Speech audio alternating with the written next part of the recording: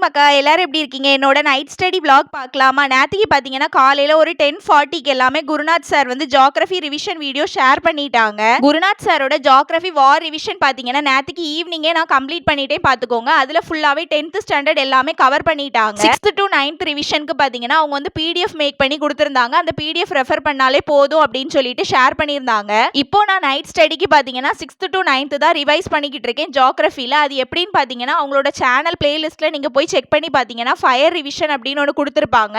அதுல வந்து ஜியோகிராஃபி வந்து மிஸ் ஆன கண்டென்ட் எல்லாம் ஆட் பண்ணியிருப்பாங்க. அதுல தான் 6th to 9th ஃபுல்லாவே கவர் பண்ணியிருக்காங்க. வார் ரிவிஷன்ல சார் கொடுத்துருக்கிற பிடிஎஃப் மட்டுமே செக் பண்ணாலே போதும் அப்படின்னு உங்களுக்கு ஃபீல் ஆச்சுன்னா நீங்க அதை மட்டுமே பார்த்துக்கிட்டா போதும் பார்த்துக்கோங்க. எனக்கு வந்து சாரோட எக்ஸ்பிளனேஷனோட இருந்துச்சுன்னா நல்லா இருக்கும் அப்படின்னு தோணுச்சு.